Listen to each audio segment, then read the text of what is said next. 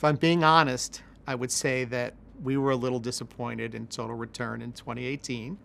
We underperformed the Russell by a little bit, but I think there's more to it than that. It's a bigger story. I think you have to think about what transpired in the year.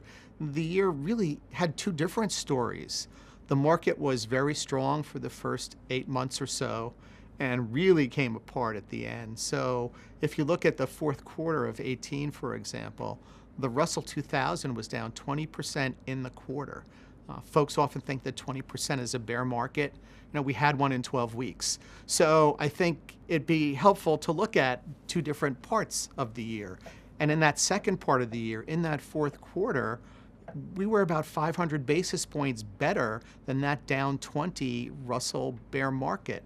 So I was actually pretty pleased about the fourth quarter. No one likes to lose money, but the value proposition for the total return fund has always been when markets are really, really good, the lower volatility strategy that we run is going to underperform a little bit.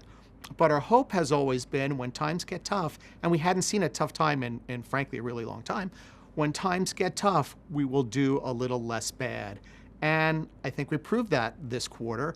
And if we are in an environment, which I think we may be, where volatility is going to continue to be high and markets are going to move around a lot, and it's not clear that we're going to have automatic profits anymore, if we're in that kind of high volatility market, I think the total return fund is a great choice for investors. The market's in a very interesting place. If you look at the market behavior, my sense is the market is anticipating a recession.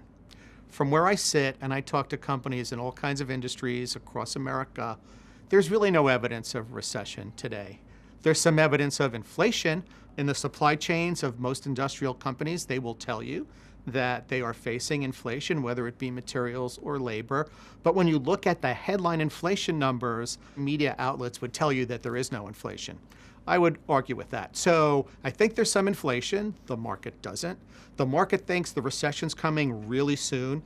I see no evidence of that. So the market is in consternation now.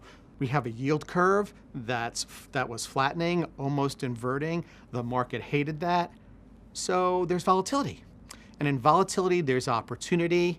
Stocks matter, businesses matter, valuations matter. So I think that with lower valuations today, and the valuations in our portfolio are more interesting than they've been in a while, I think the setup for 19 looks really, really good.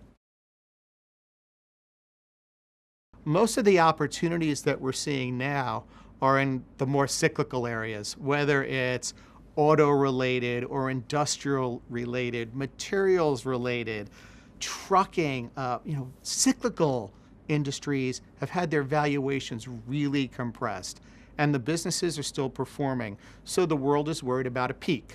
Might we be at a peak? Sure. But even if we come down a little bit, there is nothing in the world yet that tells me we're coming down a lot. So with that, the valuation change has been dramatic, and the opportunities, I think, are greater.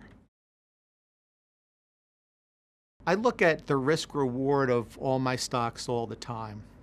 And for the first time in a long time, the risk rewards are looking a lot more interesting than we've seen them really in the past 3, 4, 5 years.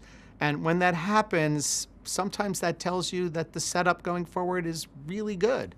So I'm hopeful for 19.